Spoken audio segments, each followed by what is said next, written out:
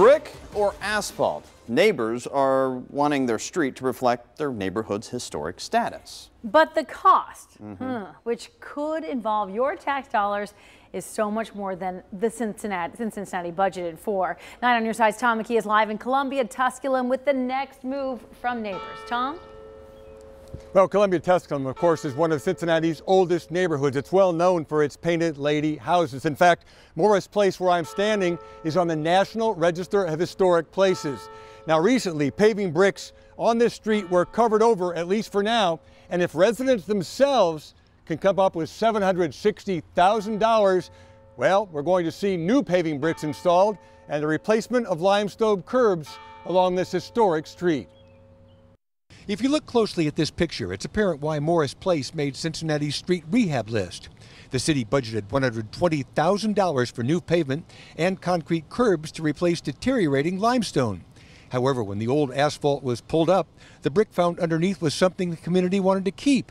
Matt Yauk heads the Columbia Tusculum Community Council. So we had known about it and asked for special consideration during the budgeting process for the historic preservation of that. But the city concluded the bricks could not be restored, reconditioned, or salvaged. They were too soft. Thinking of a snowplow coming down the street, I'm not sure it would fare too well under those conditions. So certainly agree with their assessment. However, the price for new bricks and new concrete curbing was $520,000, 4 times the city's estimate. The high cost, no doubt. And the community wanted limestone curbing, not concrete. That's another $360,000. Priority on the pavers. The curbing is something that we explored, just the cost of. City Council can't help pay the cost. Councilmember Greg Landsman heads the Major Projects Committee.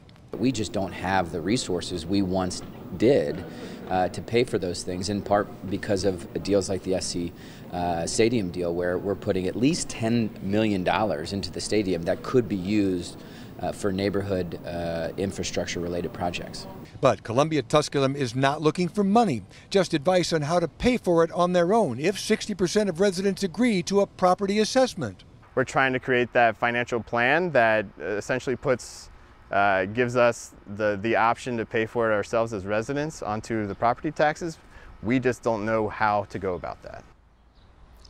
A very lofty goal, applauded by many at City Hall today, but the clock is ticking. The deadline here is July 2nd.